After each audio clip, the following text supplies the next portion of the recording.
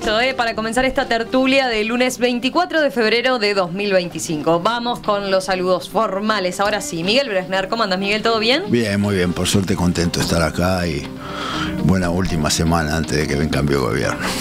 Gonzalo Baroni, ¿cómo andas, Gonzalo? ¿Todo bien? Un gusto reencontrarte. A ver, para los nuevos oyentes, no precisa mucha presentación, economista, director nacional de educación. Hasta hoy. Hasta hoy. Por eso acepté venir y quería aclarar eso. O sea, vine con cargo en gobierno, que a diferencia de mí, lamentablemente mi última semana de mi gobierno, pero acepté venir justamente porque estoy retirado. Ya tengo aceptada la renuncia por el presidente, por lo tanto estoy o sea, con otro tipo de comodidades y no genero asimetrías en esta discusión. Ex tertuliano, debimos decir, durante muchos años, ¿no? Sí. Hasta 2020, bueno, principio de 2020. Verano del 20. Verano del 20. Hasta que asumimos. Eleonora Navata, ¿cómo andas, Eleonora? ¿Todo bien? Muy bien, buenos días para todas y para todos. Y Desiree Pagliarini, ¿cómo andas, Desiree? ¿Cómo andan? Buen día a la audiencia, un gusto estar acá. Vamos al primer tema que tenemos para discutir hoy. El 1 de marzo de 2020, durante su discurso de asunción ante la Asamblea General, el presidente de la República, Luis Lacalle Pou, pedía que se evaluara su desempeño al final del gobierno de esta manera. Nuestro desempeño. Estamos convencidos que si al final del periodo los uruguayos son más libres, habremos hecho bien las cosas.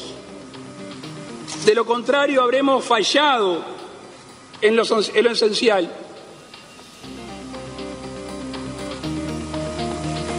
Permítame entonces invitarlos a trabajar por la libertad en todas sus formas. La libertad de poder vivir en paz. La libertad de poder elegir un trabajo digno. La libertad de poder darle un techo a la familia. La libertad de poder perseguir los sueños personales porque se cuenta con las herramientas para hacerlo. La libertad de expresar las ideas de cada uno sin temor a ser hostigado por quienes piensan distinto.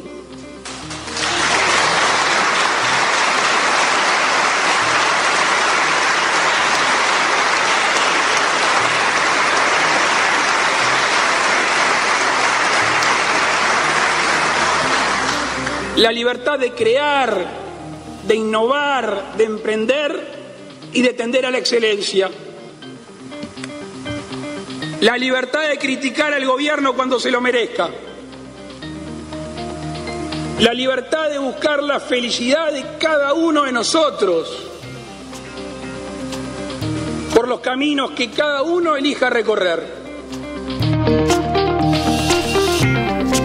Entonces, a ver, ya sobre el final de esta administración encabezada por Lacalle Pou y la coalición republicana, y en momentos en que se puede hacer muchos tipos de evaluaciones, ¿no?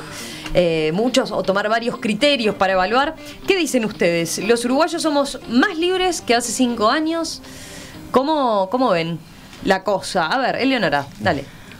A mí cuando ayer Javier me plantea el tema para discutir, le dije, tengo un gran problema y es que ¿cuál es la medida de la libertad? O sea, tengo ese problema para poder discutir sobre este tema. ¿Cómo mido si soy más libre? Porque hay algunas sensaciones personales donde una puede sentirse más libre, menos libre, pero a nivel social y a nivel colectivo me resulta difícil esa medida. Como discurso de buenas intenciones, yo creo que lo que dice el presidente está bueno, o sea, las palabras son lindas y además hasta creo que es una buena forma de decir si estamos mejor o estamos peor hablando de la libertad.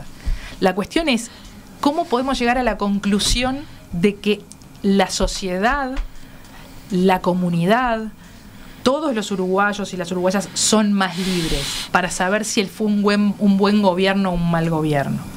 O sea, a mí me resulta muy difícil poder evaluar si fue un buen gobierno o un mal gobierno con ese parámetro, porque yo no sé cómo se sienten las personas. Yo me imagino que hay personas que sí se sienten más libres, que han tenido acceso a cosas que antes no tenían, que les puede haber ido mejor, que sintieron que no había determinadas ataduras porque hubo un discurso muy hacia eso. También cuando estuvo la pandemia y no hubo la... Como se habló mucho de lo de la cuarentena obligatoria, que podemos discutir algunas cuestiones vinculadas a eso, pero es esa libertad que se proclamó ahí, la libertad responsable. Pero también hay gente que sigue teniendo miedo de salir a la calle, porque hay más homicidios. Por más que me digan, no, pero los delitos bajaron. Sí, pero la sensación...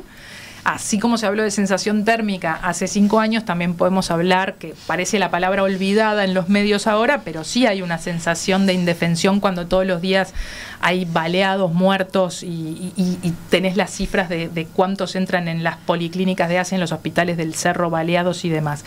Entonces, algunas personas podrán sentirse más libres, otras no podrán sentirse más libres. Entonces me resulta difícil hacer una evaluación, un juicio de cómo estuvo el gobierno basado en ese parámetro de la libertad. Yo creo que Uruguay tiene una característica y que me parece que la va a seguir teniendo, ojalá la siga teniendo, y es que no hay grandes cimbronazos cuando cambian los gobiernos, ya sea dentro de un mismo partido como cuando cambian de partido. Y hay una defensa de las instituciones que se mantiene. Y eso yo creo que se cumplió. Y creo que se va a cumplir en estos próximos 5 años. Y con eso me quiero quedar. Después todo lo demás serán valoraciones personales sobre cómo uno tiene la sensibilidad política de cómo se desarrollan las cosas. Pero si me decís a nivel colectivo, y bueno, hay una defensa de las instituciones que creo que persiste en el tiempo, después de la vuelta a la democracia, y ojalá sigamos por ese camino. Creo que vamos a seguir por ese camino. Gonzalo, tu evaluación con este parámetro, ¿no? Es inevitable contraponer algunas de las ideas de Leonora, con la cual en muchas coincidimos y en otras evidentemente no. Yo creo que es necesario aclarar qué cosas son puntuales en cuanto a la libertad y qué cosas son permanentes. Yo creo que el Uruguay tiene algo muy permanente, y me parece que también por nuestra amiga que está acá en la mesa tiene claro de origen que en algunos lugares no se viven libertades como se vive en Uruguay. Lo que sí estamos presentes que no solamente fue una declaración de intenciones, porque ahora capaz lo vemos en perspectiva 5 años después, pero nosotros asumimos el gobierno, 13 días después había gente haciendo cacerolas y gente reclamando que había mucha gente pasando hambre, cosa que era cierto, podía ser bastante cierto. En 13 días de gobierno había gente reclamando cuarentena obligatoria. Cuarentena obligatoria, esto pasó al primer análisis, de lo puntual y lo permanente. Lo puntual, cuando había que tomar una decisión y las papas estaban quemando, nunca se titubeó de si había que encerrar a la gente, y digo encerrar porque eso fue lo que pasó, cruzando en 2 horitas en un barquito enfrente. O sea, donde te controlaban si podías ir al almacén a comprar algo, tenías que explicar por qué salías a pasear al perro, y en algunos lugares inclusive no solo te multaban, sino te llevaban a la cárcel. Acá en ningún momento se cuestionó eso. Me parece que el punto de quiebre, inclusive en la opinión pública, fue cuando el presidente en una conferencia de prensa dijo: ¿en serio me van a pedir que lleve, lo estoy parafraseando, a la cárcel o que lleve detenido a alguien que va a parar la olla, que va a conseguir unos mangos para su casa? Entonces, yo creo que viendo en perspectiva muchas cosas, capaz nos olvidamos, pero nosotros evidentemente respetamos mucho aspectos de la pandemia, pero en la pandemia fue un claro ejemplo de que no se titubeó de qué lado había que estar. Y en lo segundo, en lo permanente... porque ahí capaz que en la pandemia lo tenemos más claro, el concepto de libertad. Sí, pero nos olvidamos. Pero, Romina, yo creo que nos olvidamos muchas veces. Nos olvidamos. Entonces, y yo creo que la segunda parte es lo permanente. Yo creo que en lo permanente hay muchísimos indicios en un país donde hay restricciones estructurales ballistas, donde hay determinadas pesos enormemente grandes del Estado que llevan a que algunas inercias sean un poquito más lentas a la hora de cambiarlas. Entonces yo creo que somos más libres, hemos avanzado en una dirección correcta. Dudo, y no soy apocalíptico, de que el próximo gobierno cambie muchas de estas inercias y estas tendencias hacia la mejora de la libertad. Yo creo que el proceso va a ser menos acelerado de lo que a mí me gustaría. A ver, yo No, me parece que, o sea, hablar de en base a un discurso presidencial, si somos más libres o menos libres, es una discusión un poco diferente de mi pragmatismo, porque Gonzalo sale con el tema de la pandemia. Yo no quiero discutir la pandemia, yo quiero discutir las promesas y los cumplimientos de las promesas. No tenemos más seguridad, no tenemos libertad para tener más seguridad, no tenemos más seguridad. Libertad para anunciar que vamos a hacer muchos techos, sí, pero no para hacer los techos. Libertad para los sueños personales, pero no los logramos materializar. Libertad para transparencia, y somos mucho menos transparentes por el índice de transparencia de la OCUDAL, te lo doy, ¿está? Libertad para la innovación, y cerramos y una cantidad de programas de innovación y fusilamos una cantidad de ideas de innovación, y ahora hay que reconstruir la ANI porque este gobierno a la ANI le dio muy poca vida, ¿tá? Libertad para criticar el gobierno, sí, a nivel político no me cabe la menor duda. Somos una de las democracias más plenas del mundo y venimos siendo una democracia plena hace por lo menos 25 años, ¿tá? O sea, yo diría, no hago críticas de la democracia plena desde que volvimos a la dictadura, y siempre hubo tensiones con la prensa de un tipo o del otro, y en este gobierno también hubo tensiones, y hubo llamadas, y hubo cosas que no deberían haber habido en la libertad absoluta. Yo creo que las buenas intenciones, o sea, para mí hay que medir, no en base a que prometí libertad, sino que prometí cambio. Y no se cambió casi nada. Y yo creo que el que promete cambio y no cambia, eso es lo que yo esperaba, que alguien cambiara. Puedo estar de acuerdo o no de acuerdo. O sea, yo cuando miro, veo poco cambio. O sea, y ahí es donde me frustro. Entonces, que somos más libres para que lo que estamos bien, somos más libres para hacer una cantidad de cosas, las mismas que hacíamos antes. Pero no, hoy no hay 100 fondos más para emprender, no hay préstamos al 2% de tasa de interés para comprar casas, sino al 7, al 8, al 40% en pesos. Nadie intervino esas cosas. Hay una cantidad de cosas que el ciudadano común no llega y no se le simplificó.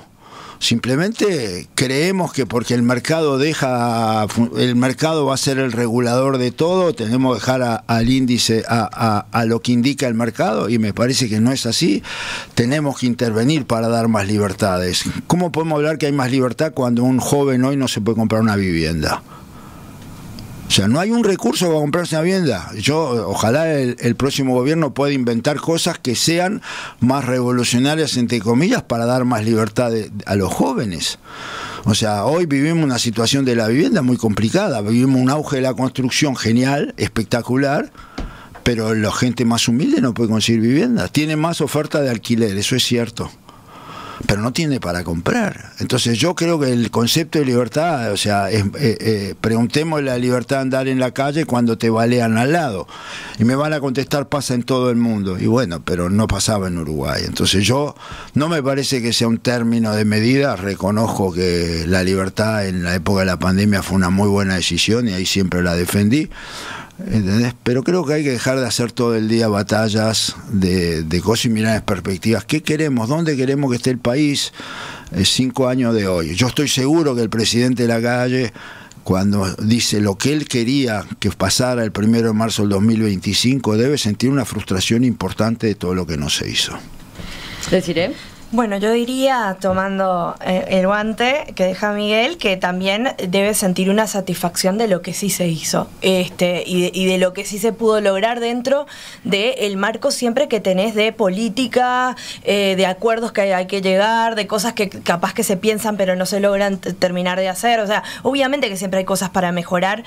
Coincido con Miguel que hay cosas, por ejemplo, mencionó específicamente el tema del acceso a la vivienda para los jóvenes. En algunas cosas vamos a poder coincidir seguramente, pero yo creo que mirándolo como la big picture, ¿no? O sea, como algo grande más el bosque completo, a mí me parece que hubo avances. O sea, no se retrocedió en ningún momento para sacar libertades o para decir, bueno, en esto hubo una restricción o en esto ya no podemos hacer algo que antes se hacía. O sea, capaz que en algunas cosas no se innovaron, puede ser, pero definitivamente no hubo un retroceso. ¿En qué estamos? O sea, ¿en qué consideraríamos que hubo un patrón o algún marco normativo o administrativo o político en donde se restringió algo. O sea, algo pasó a ser un poco más acotado, o una libertad ya no se pudo ejercer de la misma manera, o algún tipo de desarrollo no se pudo hacer de la misma manera.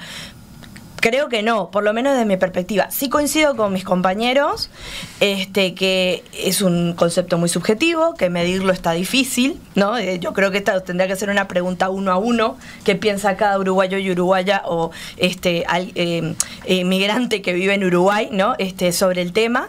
Pero sí considero que uno puede hacer como una reflexión macro, si nos permitimos esto, y podemos ver que hay cosas que se intentaron hacer. A ver, realojamientos por asentamientos se hicieron, o sea, hubo esfuerzos para que personas que no tenían vivienda digna de ningún tipo y vivían en la precariedad absoluta, ahora estén viviendo en una vivienda digna. Por más que, bueno, sí, tendrá que hacerse mucho más, tendrá que haberse hecho un plan capaz para los jóvenes, puede ser, pero digo, sí existe la posibilidad. Se sacaron normas como la LUC que generaron incluso apertura de derechos que antes no había, como la circulación cuando se hacen tipo de protestas, un montón de cosas. O sea que yo qué sé, digo, también uno...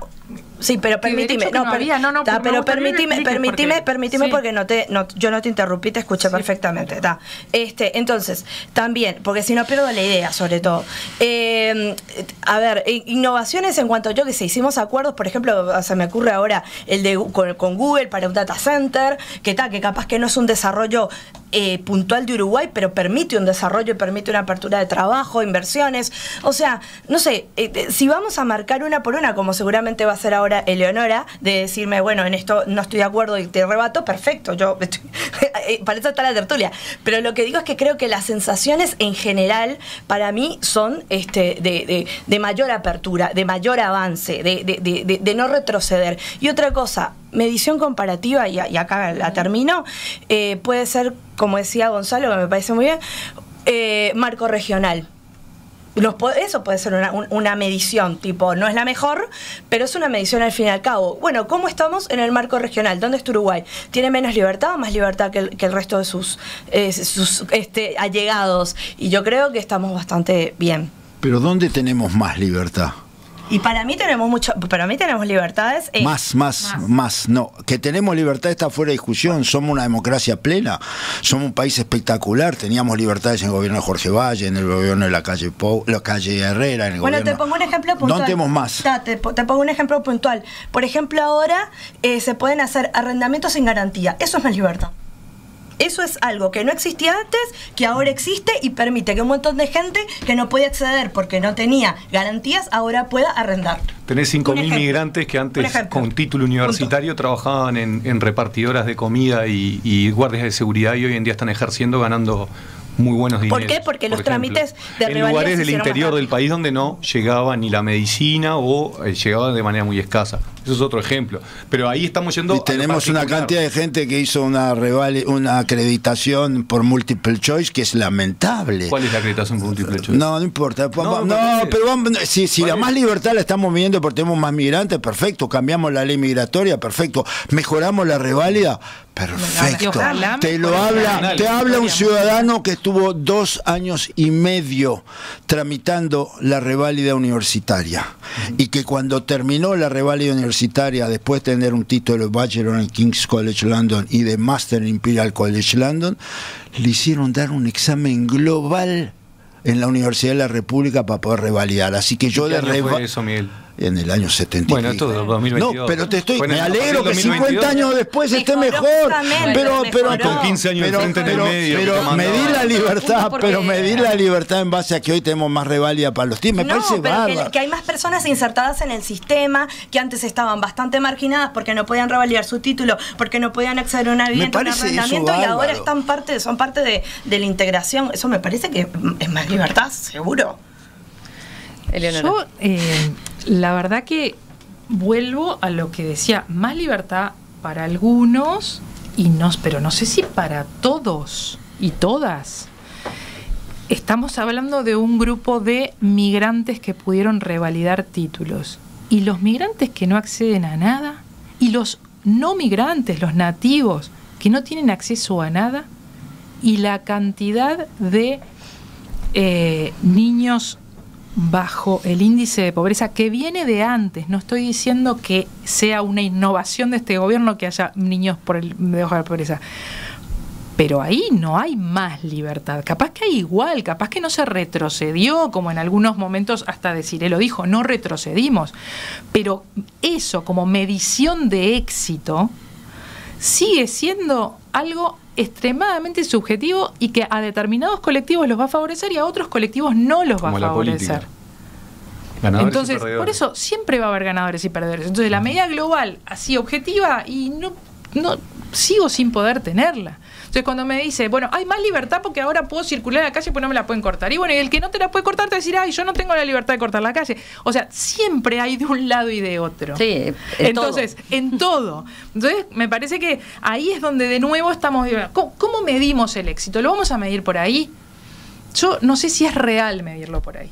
Porque siempre, como dijo Gonzalo, hay ganadores y perdedores. Entonces, depende de qué lado nos pongamos y en qué nos estamos poniendo, es que va a haber los ganadores y perdedores. Porque siempre la gente más vulnerable, los más pobres, y van a ser los que más pierden.